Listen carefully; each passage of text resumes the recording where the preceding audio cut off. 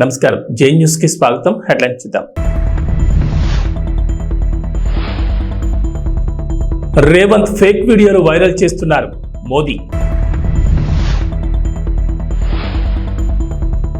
గుజరాత్ పెత్తనమా, తెలంగాణ పౌరుషమా చూసుకుందాం రేవంత్.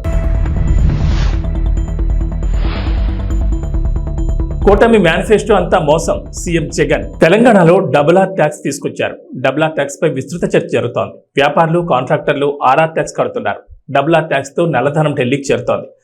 ఆర్ఆర్ ఎవరో మీకు ఇప్పటికే అర్థమై ఉంటుంది. ఆర్ఆర్ ట్యాక్స్ ను అడ్డుకోకపోతే సర్వనాశనం తప్పదు అంటూ ప్రధానమంత్రి నరేంద్ర మోడీ రేవంత్ రెడ్డిని టార్గెట్ గా ఫైర్ అయ్యారు. జహీరాబాద్ బీజేపీ విజయ సంకల్ప సభలో పాల్గొన్న ప్రధాని మోడీ బీఆర్ఎస్, కాంగ్రెస్ పై ఫైర్ అయ్యారు. కాళేశ్వరం ప్రాజెక్టు పేరుతో బీఆర్ఎస్ పెద్ద స్కామ్ చేసిందన్నారు. కాళేశ్వరం అవినీతిపై విచారణ చేస్తామని కాంగ్రెస్ మాట తప్పిందంటూ విమర్శించారు.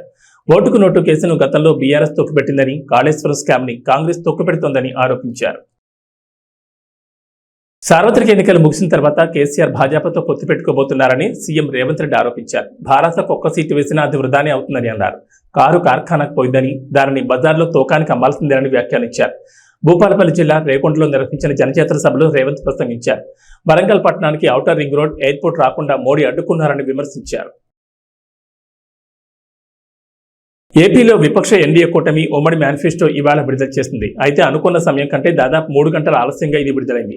ఈ కార్యక్రమంలో విపక్ష కూటమిలో విభేదాలు బయటపడ్డాయి. ముఖ్యంగా చంద్రబాబు, పవన్ కళ్యాణ్ మేనిఫెస్టో పట్టుకుంటే అక్కడే ఉన్న బీజేపీ జాతీయ నేత సిద్ధార్థనాథ్ సింగ్ అక్కడికి వచ్చినా దూరంగా ఉండిపోయారు.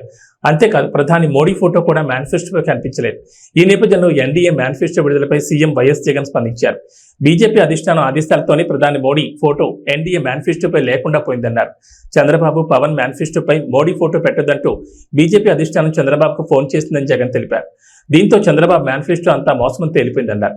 అలాంటి మేనిఫెస్టోపై మోడీ ఫోటో వేసేందుకు బీజేపీ అంగీకరించలేదన్నారు. ఇచ్చిన ఈ మేనిఫెస్టోను ఒక బైబిల్గా, ఒక ఖురాన్గా, ఒక భగవద్గీతగా దీన్ని భావిస్తూ దీన్ని ఇంప్లిమెంట్ చేసిన పరిస్థితులు, దీన్ని ఇంప్లిమెంట్ చేసిన విధానం బహుశా దేశ చరిత్రలోనే ఈ 58 నెలలు అన్నది చిరస్థాయిగా చరిత్రలో ఎప్పటికీ కూడా నిలిచిపోతాయి. 2019లో ఇచ్చిన ఈ వాగ్దానాలన్నీ కూడా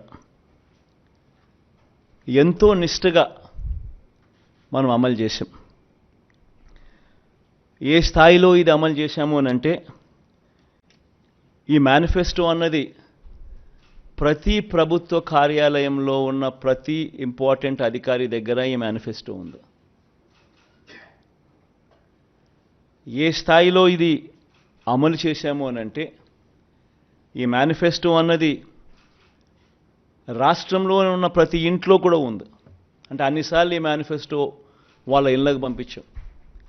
ప్రతి సంవత్సరం తర్వాత ఇదిగో ప్రోగ్రెస్ రిపోర్ట్, ఇదిగో అక్క, ఇదిగో చెల్లెమ్మ, ఇదిగో ప్రోగ్రెస్ రిపోర్ట్, ఇదిగో మా మేనిఫెస్టో, చెప్పినటువన్నీ మీరే టిక్ చేయండి అని మొట్టమొదటి సంవత్సరంలో 88%, 85%, 86% మొట్టమొదటి సంవత్సరంలో టిక్కు పెడితే చివరికి వచ్చేసరికి 99.5%, 99 ఎంత ధనంజయ్ ఎంత 99 చివరికి వచ్చేసరికి అదే 99% పైచిలుకు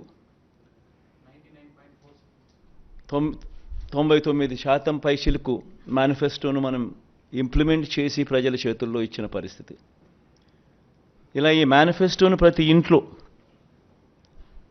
కూడా చేర్చిన పరిస్థితులు ఎప్పుడైనా ఉన్నాయా, ఏదైనా ప్రభుత్వం చేసింది అని అంటే అది కూడా ఈ 58 నెలల కాలంలోనే జరిగిందని కూడా చెప్పడానికి గర్వపడతా ఉన్నా. నవరత్నాల పాలనకు నిజంగా అర్థం చెబుతూ ఏకంగా ఈ 58 నెలల కాలంలోనే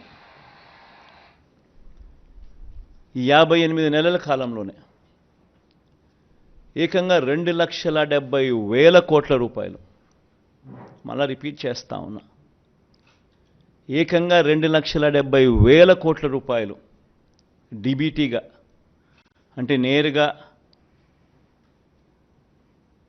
నా అక్క చెల్లెమ్మల కోసం నేను బటన్ నొక్కడం, నా అక్క చెల్లెమ్మల కుటుంబాల ఖాతాల్లోకి నేరుగా డబ్బులు వెళ్ళిపోవడం, నేరుగా వారి చేతికి అది అందడం, ఇదొక హిస్టరీ. 2,70,000 కోట్ల రూపాయలు ఈ మాదిరిగా నా అక్క చెల్లెమ్మలకు దేవుడి దయతో మంచి చేయగలిగాం. పేదల ఆత్మగౌరవాన్ని, అవ్వాతాతల ఆత్మాభిమానాన్ని ఎరిగిన వాడిగా వాళ్ళ ఇంటికి ఈ పథకాలన్నీ డోర్ డెలివరీ చేసిన పరిస్థితులు కూడా ఈ 58 నెలల కాలంలోనే. రాజ్యాంగ మార్పుపై కొంతకాలంగా భాజపా కాంగ్రెస్ల నడుమ మాటల యుద్ధం జరుగుతోంది. దీనిపై కాంగ్రెస్ అగ్రనేత రాహుల్ గాంధీ మరోసారి స్పందించారు.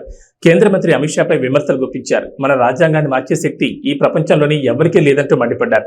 భాజపా మరోసారి అధికారంలోకి వస్తే రాజ్యాంగాన్ని మారుస్తుందని ఆయా సందర్భాల్లో ఆ పార్టీ నేతలు స్పష్టంగా చెప్తున్నారు.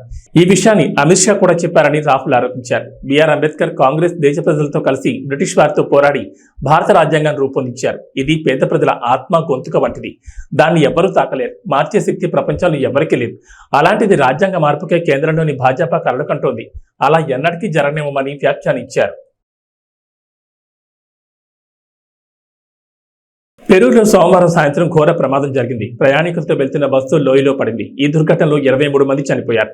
మరో 6 తీవ్రంగా గాయపడ్డారు. బస్సు తాయాబాంబా నుంచి లిమా వెళ్తుండగా కుస్కా జిల్లాలోని రహదారిపై ఈ ప్రమాదం జరిగింది. సమాచారం అందుకున్న అధికారులు, సిబ్బంది అక్కడికి చేరుకున్నారు. వెంటనే సహాయక చర్యలు ప్రారంభించారు. అతి వేగం వల్లే ఈ ప్రమాదం జరిగినట్లు తెలుస్తోంది. ఢిల్లీ సీఎం అరవింద్ కేజ్రీవాల్ అరెస్టుపై సుప్రీంకోర్టు మంగళవారం కీలక వ్యాఖ్యలు చేసింది. లోక్సభ ఎన్నికలకు కేవలం కొద్ది రోజుల ముందే కేజ్రీవాల్ ని ఎందుకు అరెస్ట్ చేశారనే ప్రశ్నలపై ఎన్ఫోర్స్మెంట్ డైరెక్టరేట్ స్పందించాలని సర్వోన్నత న్యాయస్థానం దర్యాప్తు ఏజెన్సీని కోరింది.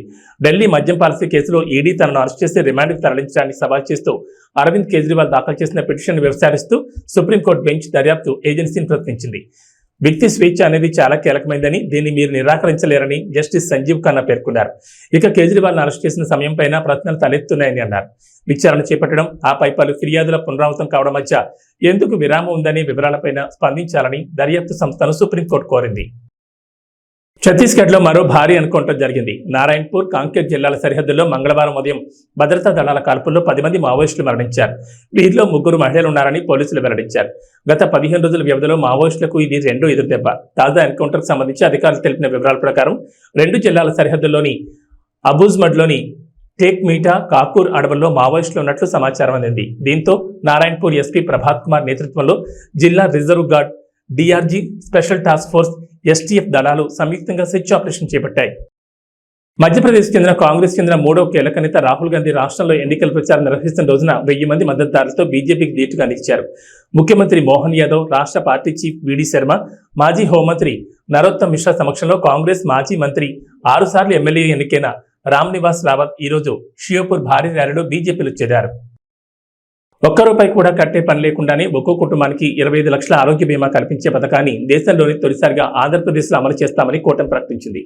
ఎస్సీ, ఎస్టీ, బీసీ మైనార్టీలకు 50 ఏళ్లకే 4,000 పింఛను అందజేస్తామని, మత్స్యకారులకు వేట విరామ సమయంలో 20,000, ఆటో, టాక్సీ, లారీ, టిప్పర్ డ్రైవర్లకు 15,000 ఆర్థిక సహాయం చేస్తామని హామీ ఇచ్చింది. ఇసుకను ఉచితంగా అందుబాటులోకి తెస్తామని ప్రకటించింది. టీడీపీ, జనసేన ఉమ్మడి మేనిఫెస్టోను మంగళవారం ఉండవల్లిలోని చంద్రబాబు నివాసంలో ఎన్డీఏ నేతలు విడుదల చేశారు. మిత్రపక్షం భాజపా సూచనలు, సలహాలతో దీన్ని రూపొందించారు.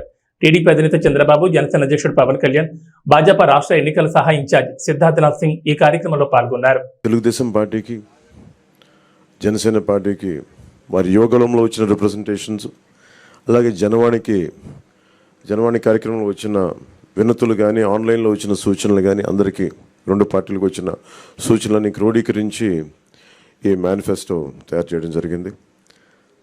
ముఖ్యంగా రాష్ట్ర ప్రజల నేటి అవసరాలను తీరుస్తూ రేపటి ఆకాంక్షలకు సాకారం చేసే ఈ మేనిఫెస్టోని కూటమి ప్రభుత్వం పరిశుభ్రంగా దీన్ని అమలు చేస్తుంది. దీంట్లో ముఖ్యమైన అంశాలు ఏమేమి తీసుకున్నామంటే, ఆంధ్రప్రదేశ్ ప్రజల భవిష్యత్తు ఆల్మోస్ట్ కత్తి మొనపైన వేలాడుతూ ఉంది. ప్రపంచంలోనే అత్యంత శక్తివంతమైన తెలుగు జాతి నేడు ఆంధ్రప్రదేశ్ పరిస్థితిని చూసి తలదించుకుంటుంది. లూటీ కోసమే 13 లక్షల కోట్లు అప్పు చేసి రాష్ట్ర ఆర్థిక వ్యవస్థను దివాళా తీయించారు. గత 5 ఏళ్లుగా అన్ని రంగాల్లో రాష్ట్రం తిరోగామి దిశలో పయనిస్తున్నది. సమాజంలో ఎటు చూసినా అభద్రత, అశాంతి, హత్యలు, ఆత్మహత్యలు కనిపిస్తున్నాయి. ధరలు, పన్నులు, ఛార్జీలు, అప్పుల బాధుడితో ఒక్కో కుటుంబం పైన దాదాపు 8 లక్షల భారం మోపారు. 10 రూపాయలు ఇచ్చి 100 రూపాయలు కొట్టేస్తూ పొద్దున్నే పథకం కింద డబ్బులు ఇచ్చి సాయంత్రం సారా కింద పట్టుకెళ్ళిపోయే ఈ ప్రభుత్వం చేస్తూ ఉన్నారు. పట్టభద్రుల నిరుద్యోగం 24%, దేశంలోనే ఏపీ మొదటి స్థానంలో ఉంది. రైతుల ఆత్మహత్యల్లో 3వ స్థానంలో, 18 ఏళ్లలోపు బాలికలపై జరుగుతున్న అత్యాచారాల్లో 2వ స్థానంలో ఉంది. పోలవరం నదుల అనుసంధానాన్ని గోదాట్లో ముంచేశారు. సంపద సృష్టి, ఉపాధి కల్పన కేంద్రమైన ప్రజా రాజధాని అమరావతిని విధ్వంసం చేశారు. SC, ST, BC, minority sub plan నిధుల్ని 1,00,000 కోట్లు దారి మళ్లించారు. ఇక అన్నా క్యాంటీన్లు కానీ, నిరుద్యోగ భృతి కానీ, పండగ కానుకలు లాంటి 100కి పైగా తెలుగుదేశం ప్రభుత్వ సంక్షేమ కార్యక్రమాలు రద్దు చేశారు. ముఖ్యంగా గత కొద్ది రోజులుగా నేను మాట్లాడుతాను ల్యాండ్ టైటిలింగ్ యాక్ట్ పేరు మీద. పట్టా పుస్తకాల మీద ఆంధ్రప్రదేశ్ రాజముద్ర తీసి జగన్ ఫోటో వేయించుకొని తన అచ్చరాకైన పనులు చాలా చేస్తూ లక్షలాది ఎకరాల ల్యాండ్ టైటిలింగ్ యాక్ట్ పేరు మీద లక్షలాది ఎకరాలని ప్రజల ఆస్తుల్ని కబ్జా చేస్తున్నారు.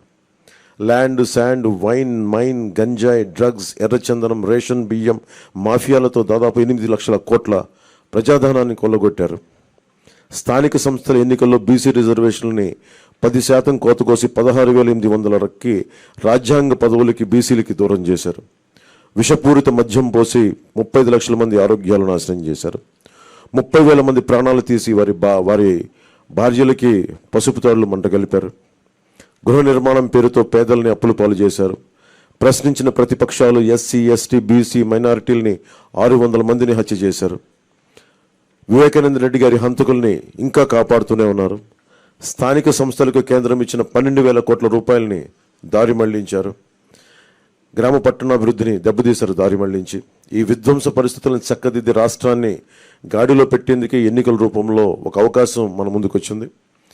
ఈ విధ్వంస పాలన సాగనంపి స్వర్ణాంధ్రను నిర్మించుకోవడానికే మా కూటమి అభ్యర్థులకి ఘన విజయం చేకూర్చాల్సిన అవసరం ప్రతి ఓటరు పైన ఉన్నదని విజ్ఞప్తి చేస్తున్నాం. తెలుగుదేశం పార్టీ చేసిన సూపర్ 6, అలాగే జనసేన ప్రతిపాదించిన షణ్ముఖ వ్యూహం, ఈ మూడిటితో కలిపి ముందుగా మేము 12తో ప్రారంభించి ఈరోజు సంపూర్ణంగా అన్ని ఎస్సీ, ఎస్టీ, అన్ని రకాల వర్గాలకి, ముస్లిం మైనారిటీలకి, క్రిస్టియన్లకి, అన్ని సంఘాల వాళ్ళకి, అన్ని రంగాల వాళ్ళకి చాలా సమగ్రంగా ఏర్పడిన కూటమి ఇది మన ఈ మేనిఫెస్టో. ఇది ముఖ్యంగా దీంట్లో నేను మీ దృష్టికి తీసుకొచ్చేది యువతకి 20 లక్షల ఉద్యోగాలు ఈ 5 సంవత్సరాల్లో, అలాగే నెలకి మనకి 3,000 రూపాయలు నిరుద్యోగ భృతి, స్కూల్కి వెళ్ళే ప్రతి విద్యార్థికి ఏడాదికి 15,000 రూపాయలు, ప్రతి రైతుకి ఏటా 20,000 ఆర్థిక సాయం, ప్రతి మహిళకి నెలకి 1,500 రూపాయలు, 19 సంవత్సరాల నుంచి 59 సంవత్సరాల వరకు, ప్రతి ఇంటికి ఏడాదికి ఉచితంగా 3 గ్యాస్ సిలిండర్లు, మహిళలకి ఉచిత బస్సు ప్రయాణం,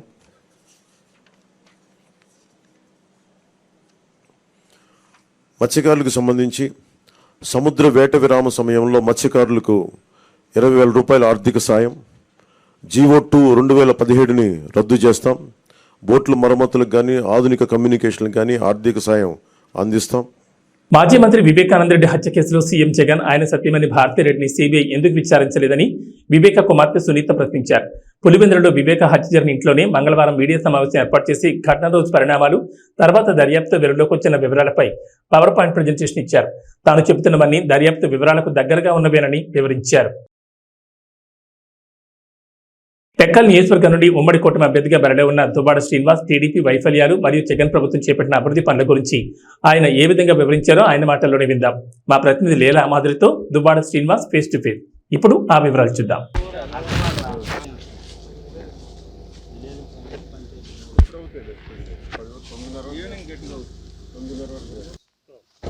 శ్రీకాకుళం జిల్లా టెక్కల్ నియోజకవర్గం నుంచి వైఎస్ఆర్సీపీ అభ్యర్థిగా దువ్వాడ శ్రీనివాసరావు గారు తన నియోజకవర్గమైన మదనాపురంలో ప్రచారం కొనసాగిస్తున్నారు. అక్కడ ప్రజల స్పందన ఎలా ఉంది, అసలు సార్ ప్రచారం ఎలా కొనసాగుతుంది అనేది సార్ని అడిగి తెలుసుకుందాం. సార్ చెప్పండి, గతంలో మీరు ఎంపీగా పోటీ చేశారు, ఇప్పుడు ఎమ్మెల్యేగా పోటీ చేయబోతున్నారు. అప్పటికి ఇప్పటికీ ఉన్న డిఫరెన్స్ ఏంటి, అసలు ప్రజల్లో స్పందన ఎలా ఉంది అనేది చెప్తారా? ఎంపీగా కూడా ఆ రోజు గెలుపు నాదే, నైతికంగా గెలుపు నాది. ఎందుకంటే నా మీద 6,000 మెజార్టీ, అంటే ఒక 3,100 ఓట్లు వస్తే ఆ రోజు నేను గెలుస్తాను. దానికి కారణం పోస్టల్ బ్యాలెట్, ఆ రోజు లెక్కించలేదు, టెక్నికల్ ప్రాబ్లమ్స్తో పెట్టి పక్కన పెట్టేశారు, రిక్ చేశారు కొన్ని బూతులు. ఇవన్నీ కలిపి జస్ట్ 3000 డిఫరెన్స్ తప్ప ఆ రోజు నైతికంగా గెలుపు మాదే. 1,24,000 మెజార్టీతో గెలిచిన రామ్మోహన్ నాయుడు 2019 వచ్చేటప్పటికి 6,000 మెజార్టీకి దిగజారు. ఈసారి ఖచ్చితంగా రామ్మోహన్ నాయుడు అడ్డంగా పోతాడు, ఇంక తిరిగి ఉండదు. మా టెక్కల్ కాన్స్టిట్యున్సీకి వచ్చేటప్పటికి 25,000 మెజార్టీతో గెలుస్తాం. ఇక్కడ మా గెలుపు నల్లేరు మీద నడక. ఎందుకంటే మేము చేసిన మా ప్రభుత్వంలో జగన్మోహన్ రెడ్డి గారు చేసినటువంటి అభివృద్ధి, స్వాతంత్ర్యం వచ్చి 75 ఏళ్ళు అయింది. 75 ఏళ్ళు అవుతూ తెలుగుదేశం పార్టీ ఆవిర్భవించి 40 ఏళ్ళు అయింది. ఆ 75 ఏళ్లలో కానీ ఈ 40 ఏళ్లలో కానీ శ్రీకాకుళం జిల్లాకు అత్యంత ఎక్కువగా నిధులు వచ్చిన సందర్భం రెండు సందర్భాలు. ఒకటి జలగం వెంగళరావు గారు ముఖ్యమంత్రిగా ఉండేటప్పుడు 72లో వంశధారికి 800 కోట్లు వచ్చింది. డాక్టర్ వైఎస్ రాజశేఖర రెడ్డి గారు ముఖ్యమంత్రిగా ఉండేటప్పుడు 1000 కోట్లు వచ్చింది. That's all. ఆ తర్వాత మనకి అత్యంత ఎక్కువ స్థాయిలో నిధులు వచ్చినటువంటి చరిత్ర ఎప్పుడూ లేదు. కానీ జగన్మోహన్ రెడ్డి గారు ముఖ్యమంత్రి అయిన తర్వాత ఈ టెక్కలి నియోజకవర్గంలో 7,000 కోట్ల రూపాయల నిధులు తీసుకొచ్చాం. అభివృద్ధి కోసం, సంక్షేమం కోసం, పారిశ్రామికీకరణ కోసం. అంటే వలసలకు మాత్రమే పరిమితమైనటువంటి ఈ జిల్లా బిడ్డను చేత పట్టుకొని, పొట్ట చేత పట్టుకొని కూలి పనులకు వెళ్ళి హైదరాబాద్, నెల్లూరు, కర్నూలు, మద్రాసు ప్రాంతాలకు కూలికి వెళ్ళి బ్రతికే కూలి బ్రతుకులు ఈ శ్రీకాకుళం జిల్లా. వలస జీవితాలు. ఎన్నాళ్ళు ఈ వలసలు? ఎందుకు మన ప్రాంతంలో బ్రతకూడదు? మన ప్రాంతంలో ఎందుకు పరిశ్రమలు లేవు? ఎన్నాళ్ళు పడుతుంది ఇంకే పరిశ్రమలు రావడానికి? 75 ఏళ్ళు చాలదా? తెలుగుదేశం పార్టీ ఆవిర్భవించి 40 ఏళ్ళు కూడా ఇంకా చాలదా? ఎన్నాళ్ళు ఈ ఊడిగం చేస్తాం? జగనన్న ఆలోచించారు. ఎట్టి పరిస్థితుల్లో కూడా శ్రీకాకుళం నుంచి ఇక వలసలు ఉండకూడదు. ఇక్కడి వారు ఇక్కడే పనిచేసుకునేటట్టు, ఆత్మగౌరవంతో గౌరవంగా ఇక్కడే బ్రతికేటట్టు ఉండాలి అంటే పరిశ్రమలు రావాలి అంటే దానికి ఆ వాతావరణాన్ని క్రియేట్ చేయాలి. ఆల్రెడీ ఇక్కడ 6 లైన్ ఉంది, రైల్వే ట్రాక్ ఉంది, మద్రాసు వరకును. ఇక్కడ ఒక నౌకాయానం పోర్టు పెడితే బాగుంటుందని మూలపేట గ్రీన్ఫీల్డ్ పోర్టు ఏర్పాటు చేయడం జరిగింది. దానికి 4,360 కోట్ల రూపాయలు శాంక్షన్ అవ్వడం జరిగింది. ఆల్రెడీ పోర్టు 70% పూర్తి అయిపోయింది. ఏడాదిలోనే షిప్ తెస్తామని చెప్పాం, ఏడాదిలోగా షిప్ తీసుకొచ్చాం అక్కడికి. మరొక 4-5 నెలల్లో ఈ పోర్టుని జాతికి అంకితం చేస్తాం. ఆ పోర్టుని ఎప్పుడైతే ఫినిష్ చేస్తామో 20,000 మందికి ఉద్యోగాలు వస్తాయి. ఆ 20,000 మంది కూడా మొట్టమొదటిగా టెక్కలి నియోజకవర్గానికి చెందిన వాళ్ళు, తర్వాత శ్రీకాకుళం, తర్వాత ఉత్తరాంధ్ర. ఈ ప్రాంతంలో ఉండే ప్రతి నిరుద్యోగికి కూడా ఇక్కడ మూలపేట పోర్టులో అవకాశం వస్తుంది. ఉత్తరాంధ్రకే మూలపేట గ్రీన్ఫీల్డ్ పోర్ట్ ఒక మణిహారంగా మారుతుంది. ప్రపంచంలో ది బెస్ట్ పోర్ట్స్లో ఎన్ని ఉన్నాయైతే అందులోకి చేరబోతుంది. ఎందుకంటే 19 మీటర్స్ దీని డెప్త్ అనమాట, డీప్ సీ వాటర్స్. మంచి పోర్టుగా ఇది ఎదగబోతుంది. ఈ ప్రాంతం కూడా టెక్కలి ఒక పారిశ్రామిక వాడగా మారబోతుంది, ఒక ముంబై నగరంలా మారబోతుంది ఒక 3-4 సంవత్సరాల్లోనే. దీనికి కారణం జగన్మోహన్ రెడ్డి గారు వేసినటువంటి అడుగులు. పోర్టు కారణంగా ఈ ప్రాంతమే పరిశ్రమలతో నిండడం వల్ల సుమారు ఒక 50,000 మందికి ఉద్యోగాలు పరిశ్రమలు పోర్టు కలిపి ఇప్పించడానికి మేము ప్రణాళిక సిద్ధం చేసాం. ఆ దశలో అడుగులు వేసి ఈరోజే దానికి స్పీడ్ చేసేసాం. పనులు కూడా జరిగిపోతున్నాయి. సంక్షేమం ఒకవైపు, అమ్మఒడి, రైతు భరోసా, చేయూత, జగనన్న విద్యా దీవెన, జగనన్న వసతి దీవెన, ఆరోగ్యశ్రీ, వైఎస్ఆర్ ఆరోగ్య ఆసరా, నాయ బ్రాహ్మణులు, ఆటో రిక్షాలు, ఇలా చెప్పుకుంటూ పోతే చాంతాడంత లిస్టు పథకాలు. ఈ పథకాలన్నీ కలిపి ఒక్క టెక్కల్ నియోజకవర్గానికే 1,600 కోట్లు ఇచ్చాం. ప్లస్ ఆఫ్షోర్ రిజర్వాయర్ నందిగామ మండలంలో డాక్టర్ వైఎస్ రాజశేఖర రెడ్డి గారు శంకుస్థాపన చేస్తే, తర్వాత తెలుగుదేశం ప్రభుత్వం వచ్చి రాష్ట్ర విభజన తర్వాత పూర్తిగా విస్మరిస్తే దాన్ని ఇప్పుడు పూర్తి చేస్తున్నాం. మొత్తంగా 7,000 కోట్లు, అదొక 900 కోట్లు. మొత్తంగా 7,000 కోట్లు జిల్లా చరిత్రలో ఇది మొదటిసారి. ఇది కాక టెక్కలి ముఖద్వారంగా కిడ్నీ రోగాలు ఉన్నాయి. దాన్ని పూర్తిగా నిర్మూలించడానికి పలాసలో ఒక కిడ్నీ రీసెర్చ్ సెంటర్, ఒక కిడ్నీ ఆసుపత్రి, హిరమండలం దగ్గర నుంచి త్రాగునీరు, ఇదంతా కలిపి 700 కోట్ల రూపాయలు. మా డివిజన్కి 8,000 కోట్ల రూపాయలు తెచ్చిన మొదటి సందర్భం. నేను ఒక్క మాట అడుగుతున్నాను, మా గెలుపు కారణాలు ఇవి. మరి తెలుగుదేశం పార్టీ ఆవిర్భావం నుంచి 40 ఏళ్ల చరిత్రలో ఎర్రంనాయుడు కేంద్ర మంత్రిగా ఉన్నాడు, అచ్చెన్నాయుడు రాష్ట్ర క్యాబినెట్లో ఉన్నాడు, రామ్మోహన్ నాయుడు 10 సంవత్సరాలు ఎంపీ చేశారు. ఏం చేశారో నేను చెప్పినట్టు ఒకటి చెప్పానండి. నేను ఈరోజు ఓడిపోయాం. మీరు అడిగినట్టే, మీరు ప్రారంభంలో అడిగారు ఎంపీ గురించి. ఎంపీగా ఓడిపోయాను, ఎమ్మెల్యేగా ఓడిపోయాం. జగనన్న ప్రభుత్వం ఉంది, మా ప్రభుత్వం ఉంది. ఆ ప్రభుత్వంలో భాగస్వాములైనటువంటి మేము జగనన్నతో ఇన్ని వేల కోట్లు టెక్కలికి తెచ్చాం. మరి తెలుగుదేశం ప్రభుత్వంలో ఎమ్మెల్యేలుగా మంత్రులుగా ఉన్నారు, ఏం తెచ్చారో చెప్పాలి. ఒక్క నిరుద్యోగ సమస్య తీర్చారా? ఒక్క ఎకరాకు సాగునీరు అందించారా? దమ్ముంటే అచ్చెన్నాయుడికి మేము ఇది చేసాం ఈ జిల్లాకని ఒక్కటి చెప్పమనండి. అసలు అచ్చెన్నాయుడికి టెక్కల్లో నామినేషన్ వేసే అర్హత లేదు. ఎందుకంటే ఒకటి ఏం చేయలేదు, 2 5 ఏళ్ళు అయింది అచ్చెన్నాయుడు ఎక్కడున్నాడో కూడా తెలియదు. ఇప్పుడు ఎన్నికలకు 15-20 రోజుల ముందు ఇప్పుడు కనబడుతున్నాడు. 5 ఏళ్లలో నువ్వు ఒక ప్రతిపక్ష పాత్ర పోషించడానికి ఎప్పుడైనా ప్రయత్నించావా? ఏ గ్రామానికి వెళ్ళావా? నువ్వు మంత్రిగా ఉండేటప్పుడు రాయవలస కార్మిక శాఖ మంత్రిగా ఉండేటప్పుడు రాయవలస ఫ్యాక్టరీని మూసేసినవే. భావనపాడు పోర్టు పేరుతో 15,000 ఎకరాలు భూ కబ్జా చేయాలని, ల్యాండ్ బ్యాంక్ చేయాలని చూసారే. ల్యాండ్ మీద ఉన్న దృష్టి పోర్టు మీద లేదు. టెక్కల్లోనూ నడి రోడ్డును ఉన్నటువంటి ఆర్టీసీ కాంప్లెక్స్ స్థలాన్ని 3 ఎకరాలని 49 సంవత్సరాలకి లీజుకు రాయించుకొని అది కాజేయాలని చూసారా? ఏంటి లంచాలు, రౌడీయిజం, గూండాయిజం, భూ కబ్జాలు? చెప్పండి. మేము అధికారంలో. కడప జిల్లా పోరుమామిళ్ల మండలంలోని కొర్రపాటిపల్లి గ్రామ పంచాయతీలో టీడీపీ, జనసేన, బీజేపీ ఉమ్మడి కూటమి తరఫున పోటీ చేస్తున్న బద్వేల్ బీజేపీ అభ్యర్థి బొజ్జా రోషన్ను భారీ మెజార్టీతో గెలిపించాలని రంగసముద్రం ఎంపీటీసీ కలవకూరు రమణ మరియు పార్టీ కార్యకర్తలు ఇంటింట ప్రచారం నిర్వహించారు. ఈ సందర్భంగా మాట్లాడుతూ ప్రజలకు అందుబాటులో ఉండి ప్రజాసేవకు కూటమి అభ్యర్థి బొజ్జా రోషన్న బీజేపీ తరఫున పోటీ చేస్తున్నారని, ప్రజలు ఆయన ఆదరించి ఓట్లు వేసి భారీ మెజార్టీతో గెలిపించాలని కోరారు. ఈ కార్యక్రమంలో పార్టీ నాయకులు, కార్యకర్తలు పాల్గొన్నారు.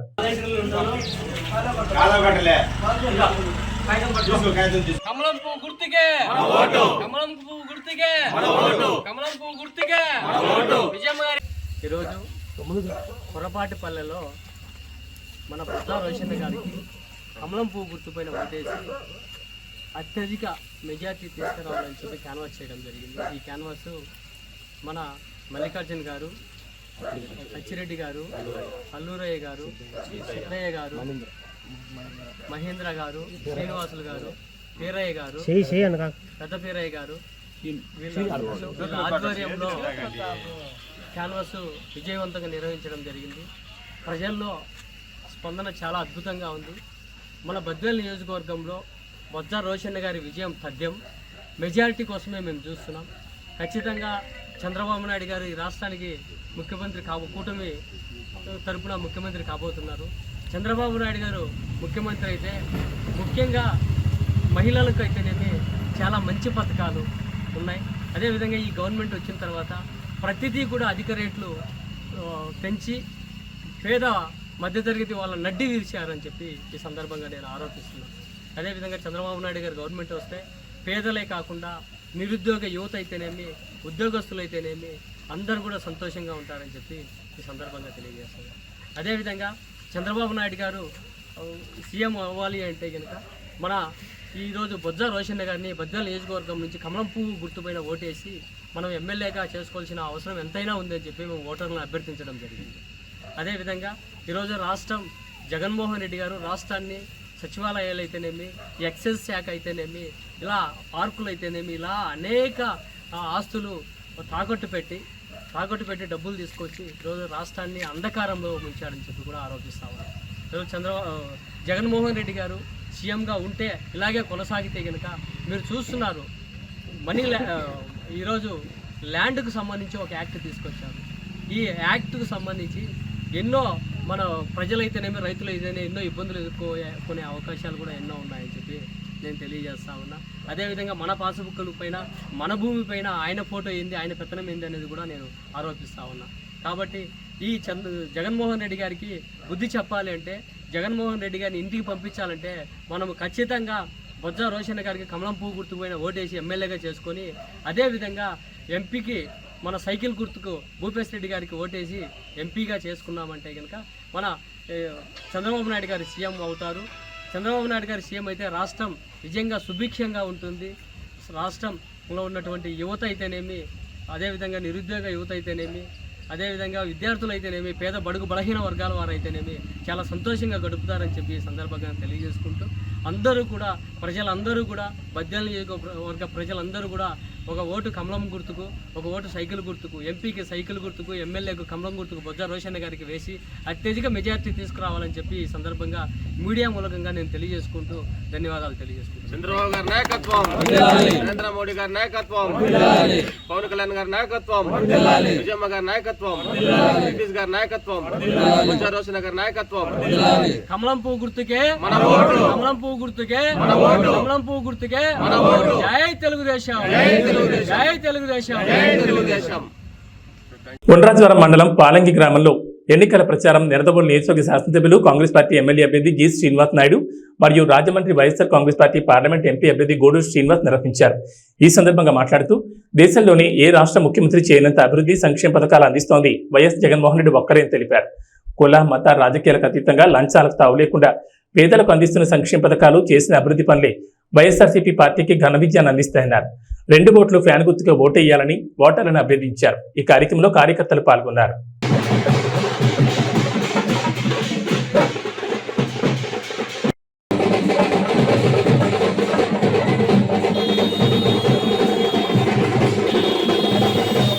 మన ఎంపీ అభ్యర్థి మా డాక్టర్ గూడూరు శ్రీనివాస్ గారు, మరి అదేవిధంగా మన సీనియర్ నాయకులు గోపాల్ తమ్మయ్య గారు అమ్మా, అందరం కూడా కలిసి మీ దీవెనల కోసం మీ ఆశీర్వాదాల కోసం వచ్చామమ్మా. ఈ రోజు డాక్టర్ గూడూరు శ్రీనివాస్ గారు మన ఎంపీ అభ్యర్థిగా పోటీ పెడుతున్నారు రాజమండ్రి పార్లమెంట్ అమ్మా. నేను ఇక్కడ నిడదవోలు ఎమ్మెల్యేగా పోటీ పెడుతున్నామా. 2 ఓట్లు ఇస్తారు ఎంపీ ఎమ్మెల్యే ప్రతి ఒక్కరికి అమ్మా. 2 ఓట్లు కూడా బాగున్నారా? నమస్తే అమ్మా. నమస్తే నమస్తే అమ్మా. బాగున్నారు? నేను చెప్పాలమ్మా.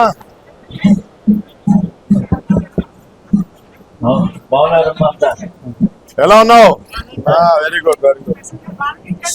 ఓహో, నువ్వు నీ చేత్తో నీవు అందరికి పార్టీ ఏదైనా ఓటు నాకేనా? అమూల్యమైన పవిత్రమైన 2 ఓట్లు కూడా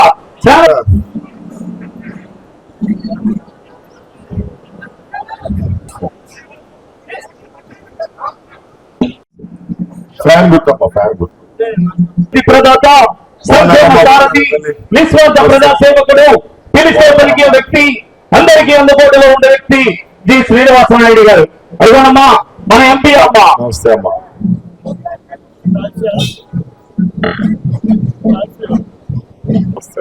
రాబోయే రోజుల్లో వాలంటరీ వ్యవస్థ,